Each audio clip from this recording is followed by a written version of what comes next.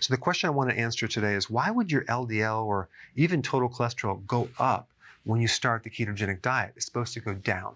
Okay, so let's answer that.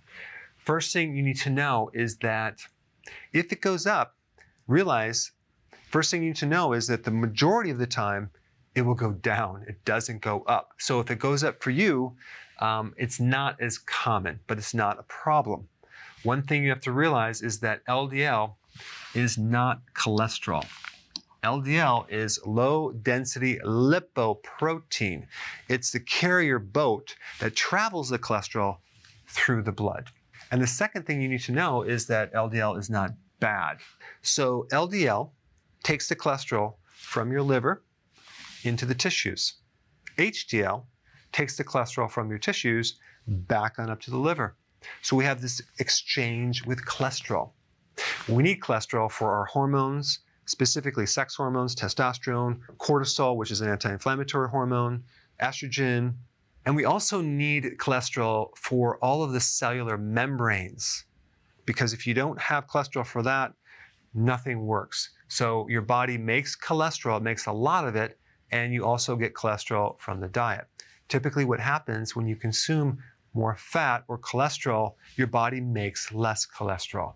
But then why would it go up when you would do the ketogenic diet? So there's a real interesting study done by Stephen Phinney, MD and PhD. So what he did is he did biopsies on fat cells through a person's ketogenic plan to identify what happens inside the fat cell during this process. And he found some really interesting data. One thing he talked about is this: cholesterol is also stored in the fat cell in a certain amount. And when you do a ketogenic plan and you lose weight, the fat cell shrinks.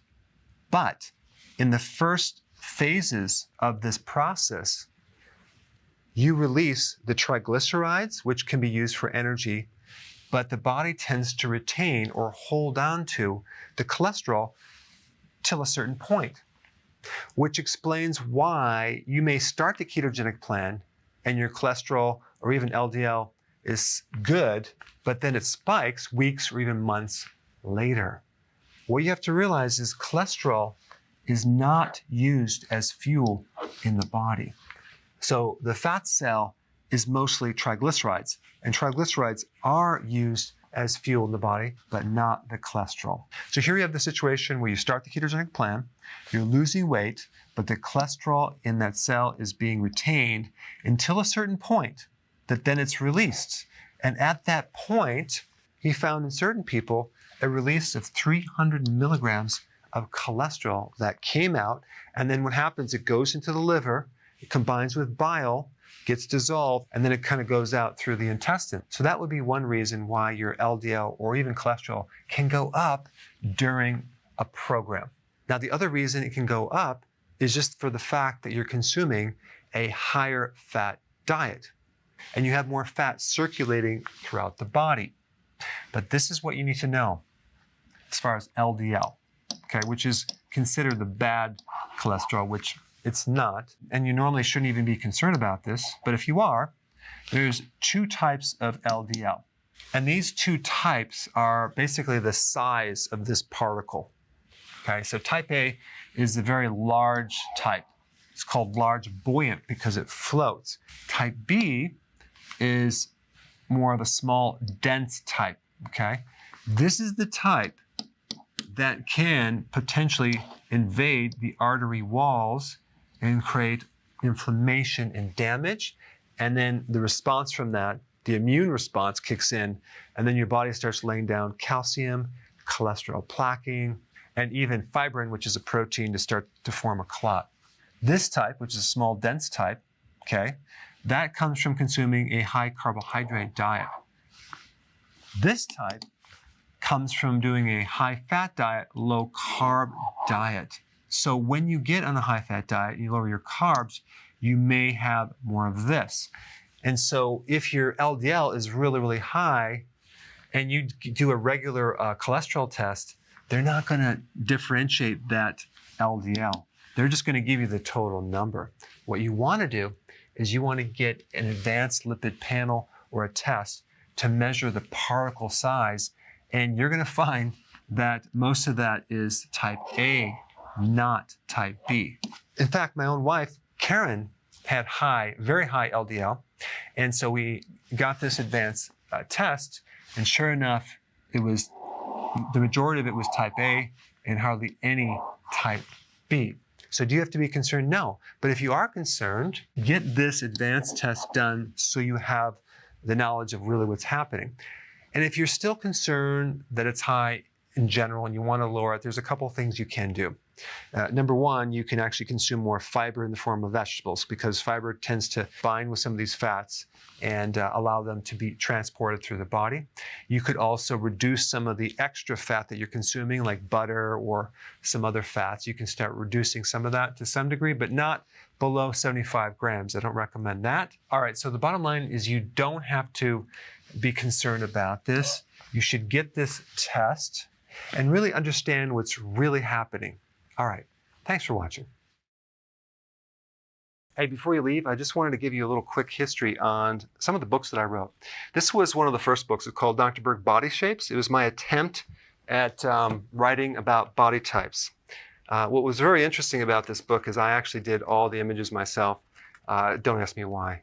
They look actually not quite as professional as some of the images that I have in the new book. But anyway, this is my first attempt right here called Dr. Berg's Body Shape Diets.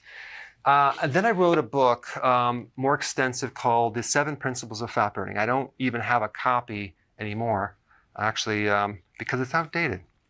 The next book, I put about 1,000 hours into this one right here called The New Body Type Guide. Major updates on the body types. I put a lot of energy into this. It has professional images, graphics, all sorts of things. Now, the problem with this book is it doesn't really describe what this is really about. Body types are only a small portion of what's in this book. And that's why I changed the name to the Healthy Keto Plan, okay? If you happen to have this book, you don't really need this book because there's only very, very minor updates. But if you don't have this, you need to get this one right here. This book goes into every single detail that you would ever want to know about. It goes into the 7 principles of fat burning. It goes into hormones, the body types, the basic keto plan. It goes into intermittent fasting. I talk about the 10 fat burning triggers and blockers and fat burning strategies with a lot of details in every single chapter. I go into body issues that interfere with losing weight. There's very few people that just have a weight problem. They have a lot of body issues, whether it's sleeping problems, stress problems, inflammation, menopause. I cover that extensively in this book. Then I talk about how to get rid of stress, and I show you a technique. Then I get into exercising. And then I have a lot of really good recipes in this book as well. So this is a good reference guide. On my website, if you get this book, you get this one free. It's called Healthy Keto Intermittent Fasting. This is the shortcut, quick guide to this book.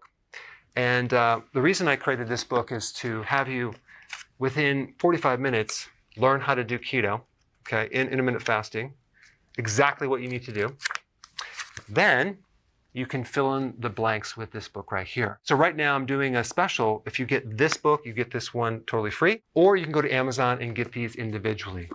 So I just want to clarify the difference between this book and this updated one right here. If you don't have this, you need to get this right here. That way you can get the exact correct information to do it healthily.